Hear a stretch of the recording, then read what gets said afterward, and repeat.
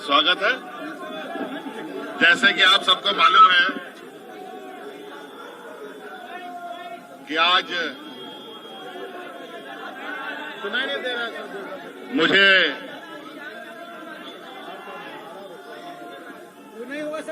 ED के दफ्तर में जाना है। जैसे कि मुझे सम्मन दिया गया है और उस संदर्भ में जो राज्य में इल्लीगल माइनिंग की जांच ईडी कर रही है, उस संदर्भ में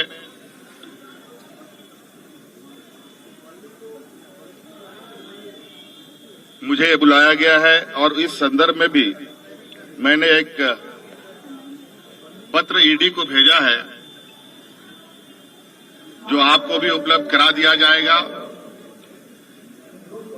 कि किस तरीके से 1000 करोड़ का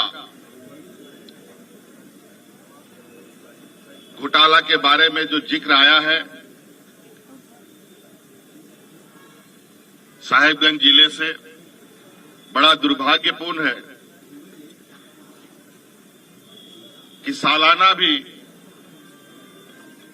अगर हम देखें पूरे राज्य में स्टोन चिप से 1000 रुपए की आमदनी भी नहीं होती। इसका आधार कैसे बना, कैसे नहीं बना, ये समझ से परे है। और 1000 करोड़ रुपए का घोटाला करने के लिए कितने करोड़ों का खनन होगा, उनका ट्रांसपोर्टेशन कैसे होगा, और जो विगत 2 साल को अगर हम देखें जब से एजेंसी जांच कर रही है, जो आरोप लगे हैं वो कहीं से संभव प्रतीत नहीं होता है। मुझे लगता है कहीं ना कहीं एजेंसियों को पूरी विस्तृत जांच पड़ताल करने के उपरांत ही किसी ठोस निर्णय पे या एक ठोस आरोप लगाना चाहिए। आज मैं राज्य का मुख्यमंत्री हूं, एक संवैधानिक पद पर हूं और जिस तरीके से सम्मन की कार्रवाई चल रही है, लगता है कि हम लोग देश छोड़ के भागने वाले लोग हैं। और मेरे राजनीतिक इतिहास में मुझे नहीं लगता है व्यापारियों को छोड़कर कोई राजनीतिक दल देश छोड़ के भागा हो या राजनीतिक दल के नेता देश छोड़ के भागे हो। और आज कहीं ना कहीं ऐसे कार्रवाई से राज्य में एक संशय की स्थिति उत्पन्न होती है। कार्यपालिका को निरंकुश करने का एक माध्यम बन सकता है, सरकार को अस्थिर करने का भी एक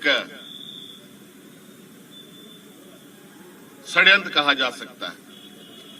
कहा जाए कि जो हमारे विपक्ष हैं, जो सरकार बनने के बाद से ही सरकार गिराने के षड्यंत्र लगे हुए थे और ये षड्यंत्र की पनडुब्बी जो पानी में डूब डूब करके काम कर रहा था, ऊपर आने की ताकत नहीं रख रहा था, आज उस पनडुब्बी को धीरे धीरे बाहर लाने का प्रयास किया जा रहा है। आपने देखा चुनाव आयोग महीनों पहले राज्यपाल महोदय को अपना मंतव्य दे चुका है, लेकिन राज्यपाल महोदय अभी तक उस लिफाफा को उन्होंने नहीं खोला। मुझे लगता है कि वो भी किसी समय का इंतजार कर रहे थे और आपने सुना है पूरे देश के खबरों में चला, महामहिम ने दूसरा मंतव्य चुनाव आयोग से मांगा है जो बिल्कुल ही असंवैधानिक था। और जब हमने इसकी जानकारी चुनाव आयोग से लिया तो पता चला कि महामहिम ने कोई दूसरा मंतव्य नहीं मांगा, लेकिन खबरों में चलाते जरूर है, उनका बयान जरूर आता है और राज्य में फटाके बम फोड़ने की बात करते हैं और उनका बयान आता है, ईडी का सम्मन चालू हो जाता है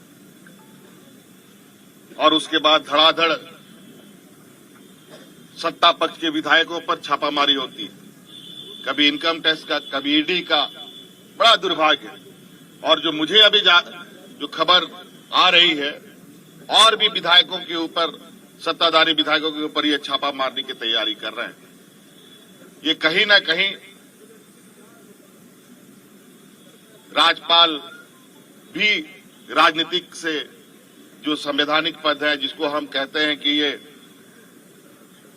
पार्टी से संबंध नहीं रखता है, निष्पक्ष का विचार आता है, लेकिन मुझे नहीं लगता है ऐसे कार्यकलाप से कि वो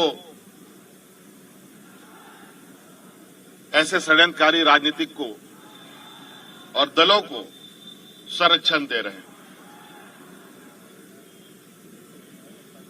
तो इसलिए मैं अपनी बातें, जो मोटा मोटी जो आरोप एजेंसियों के तरफ से है, उसकी प्रति आपको उपलब्ध कराया जा रहा है कि किस तरीके से जो आरोप है वो आरोप निराधार होता है।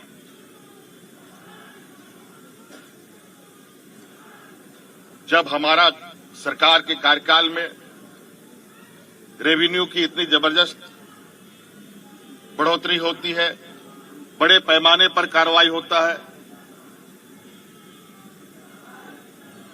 और जब इनकी हमारे विपक्षियों की पूर्व की सरकार थी, उस समय के आरोपों को देखें, रेवेन्यू में भी नुकसान, कार्रवाई में भी धीमी गति।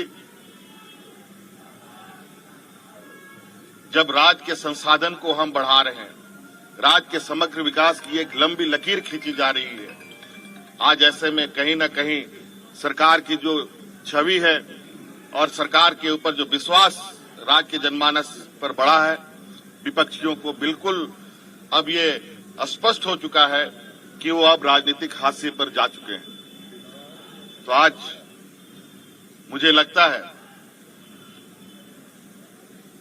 इस देश का लोकतंत्र का सम्मान होना चाहिए और लोकतंत्र के अंदर जो कार्य करने वाले लोग हैं उसको भी निष्पक्ष तरीके से अपना काम करना चाहिए। और मैं बिल्कुल आश्वस्त और विश्वास के साथ कह सकता हूं, और आज मैं जा रहा हूं,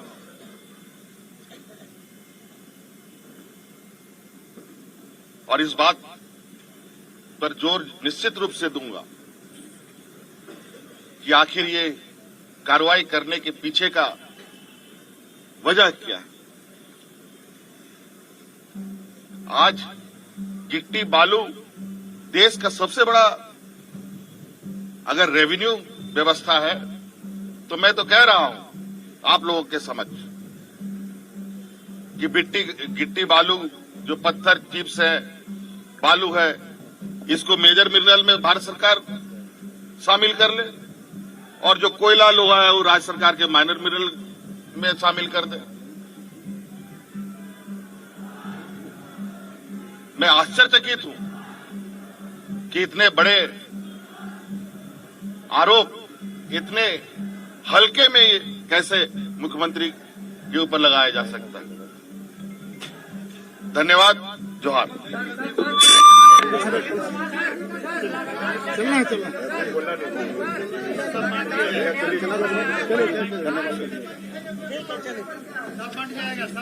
पेपर आपको मिल जाएगा और हमने ईडी दफ्तर भी उस पत्र को भेजा है और साथ में भी लेके जा रहा हूं, हाथ भी दे एक बार दिखा दीजिए कैमरा में। चंपाला दिखा देंगे सर। चलिए बात छोड़ दिया।